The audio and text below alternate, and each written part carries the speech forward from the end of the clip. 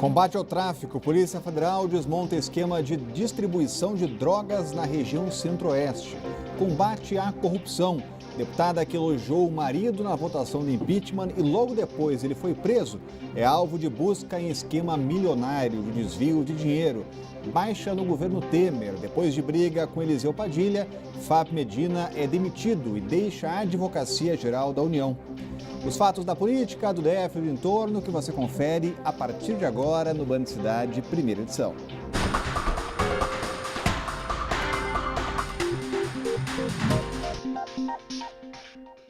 Olá, muito boa tarde a você. E o Band Cidade de hoje começa falando da Operação Caldeirão. A Polícia Federal está nas ruas cumprindo 57 mandados judiciais, sendo 26 deles de prisão por tráfico de drogas. A quadrilha agia nos estados de Goiás, do Mato Grosso e aqui no DF. Ao vivo, a repórter Érica Blaney tem mais informações ao vivo com a gente. Informações daí, Érica, boa tarde.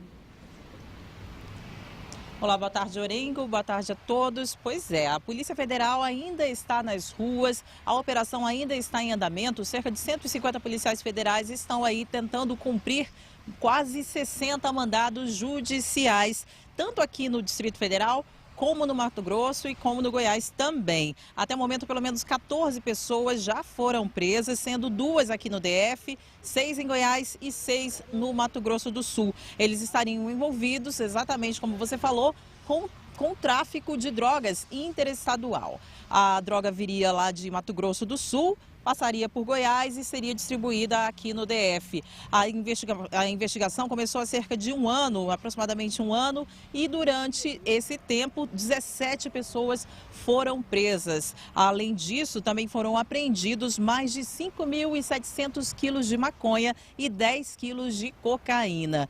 Tem também uma casa no Distrito Federal, uma casa numa chácara aqui no Distrito Federal. A localização precisa não foi liberada ainda para a imprensa, mas essa chácara ela foi bloqueada na Justiça, foi bloqueada pela Justiça. Houve também apreensão de carros, apreensão de motos, tudo isso na manhã de hoje. E mais, durante esse um ano de investigação, um criminoso, ele foi tentar aí, ele reagiu, né, à ação dos policiais e acabou sendo morto. Mais informações na segunda edição do Band Cidade, que começa às 10:50 da noite. Até mais. Obrigado, Érica, acompanhando direto lá da Polícia Federal as informações, mais uma ação da polícia, Cláudio. Pois é, uma ação elogiável, né? A polícia que combate o tráfico de drogas, a sensação que dá para nós que estamos de fora é a sensação de quem enxuga gelo. Mas, na verdade, é um trabalho até heróico desses policiais, tanto federais, militares ou da Polícia Civil, que se dedicam ao combate sem tréguas ao tráfico de drogas. São quadrilhas que se organizam para criar condições de trazer drogas para escravizar os brasileiros, os nossos jovens, nossos filhos, nossos irmãos, nossos familiares. Droga é um flagelo e esse flagelo é garantido exatamente por essa quantidade imparável de cocaína, de maconha e tal que eles nos trazem aqui. O Mato Grosso do Sul não produz drogas. Essa droga vem da Bolívia, passa tranquilamente pela nossa fronteira, até porque está completamente desguarnecida, e do Mato Grosso do Sul é que acaba sendo redistribuída para vários estados, inclusive aqui para o Distrito Federal. O ministro das Relações Exteriores, José Serra, é um antigo crítico da condição da Bolívia de ser produtor e exportador de cocaína. E também o ministro José Serra, até quando ele foi candidato a presidente, pregou o fortalecimento ali da fronteira do Brasil com a Bolívia, exatamente para conter o ingresso da droga. O José Serra agora é ministro do atual governo. Está na hora de colocar em prática o que ele tanto prometeu quando foi candidato. E foram 2 operações da Polícia Federal hoje. Junto com a Receita Federal, a polícia também esteve no apartamento da família da deputada Raquel Muniz, do PSD de Minas Gerais. A investigação atinge também o marido dela, o prefeito de Montes Claros, Rui Muniz. São 11 mandados de busca aqui na capital e nos estados de Minas Gerais e de Santa Catarina. Os políticos administravam 133 prestadoras de serviços nas áreas de educação e saúde em todo o país. As empresas seriam usadas para blindar entidades supostamente sem fins lucrativos que teriam deixado de recolher 200 milhões em impostos. Ainda de acordo com a polícia, a família vem se apropriando dos recursos da entidade para enriquecimento pessoal há mais de 20 anos. Vale lembrar que a deputada é aquela que homenageou o marido durante o voto a favor do impeachment de Dilma Rousseff na Câmara. No dia seguinte, Rui Muniz foi preso, já como parte da investigação que resultou na operação de hoje. É mais uma parlamentar enrolada aí com a Justiça. Exatamente, e uma demonstração a mais de que o Congresso Nacional, ele próprio, tem que se encarregar de fazer essa depuração. É claro que ali, tanto na Câmara quanto no Senado, há parlamentares decentes, há pessoas bem intencionadas que estão ali para servir aos interesses da população. Mas há um magote de vigarista também que precisa ser simplesmente expelido do Congresso Nacional. A gente teve até muito pouco tempo a Câmara e o Senado presididos por investigados por corrupção na Operação Lava Jato. Na Câmara, o presidente que é investigado já foi destituído, que é exatamente Eduardo Cunha, cujo impeachment, cuja cassação deverá ser definida na segunda-feira, mas o Senado continua sendo presidido pelo senador também investigado, Renan Calheiros. E mais uma baixa na equipe de Michel Temer. O Palácio do Planalto anunciou há pouco que Fábio Medina Osório deixa a Advocacia Geral da União. A nova AGU é a servidora de carreira Grace Maria Mendonça. Medina teria entrado em discussão com o ministro braço forte do governo, Eliseu Padilha. A gente traz informações aqui com a Renata Dourado, já com todos os detalhes dessa mudança no governo, né, Renata? Boa tarde. Pois é, foi anunciado agora, né, recentemente. Muito boa tarde para você, Rodrigo, para o Cláudio Humberto, uma excelente sexta-feira para todos que estão aí nos acompanhando. Então, trata-se da primeira mudança, né, no primeiro escalão, desde que o presidente Michel Temer tomou posse. Como você bem disse aí, Grace Mendonça está na advocacia da União desde 2001, funcionária de carreira, tem uma atuação muito forte e expressiva junto ao Supremo Tribunal Federal, o que também é muito importante para o governo. Além do que, Rodrigo, a gente lembra aqui, né, de que desde que Temer tomou posse, interinamente ainda havia muitas críticas, porque não tinha nenhuma mulher no primeiro escalão, né, num cargo considerado importante. Então, agora também tem-se aí essa primeira mulher. Com relação ao Fábio Medina, a situação dele, a relação dele já estava tanto quanto desgastada com o próprio presidente Michel Temer, mas especificamente com o padrinho político dele, que é o ministro-chefe da Casa Civil, Eliseu Padilha. Por sinal, para você ver aí o tamanho do desgaste, ontem, os dois, o ministro-chefe da Casa Civil e o Fábio Medina, os dois tiveram uma discussão a ponto de Eliseu Padilha demiti-lo do cargo, e ele chegou a dizer que o único que poderia demiti-lo seria o presidente Michel Temer. O que aconteceu? Portanto, hoje ele recebeu um telefonema do presidente da República, Michel Temer, confirmando aí essa demissão por conta de vários desgastes, como a gente vem dizendo aqui. Portanto, então confirmou, e agora há pouco a assessoria de comunicação divulgou uma nota confirmando esse convite feito a essa funcionária, né, Grace Mendonça, e também elogiando, digamos assim, né, os relevantes serviços prestados pelo competente, entre aspas, advogado, doutor Fábio Medina, que aí houve, portanto, essa confirmação dessa demissão. Então, temos aí uma nova advogada-geral da União. Rodrigo. Obrigado, Renata. Portanto, mais uma mudança no governo, Cláudio Humberto, e a demissão foi por telefone.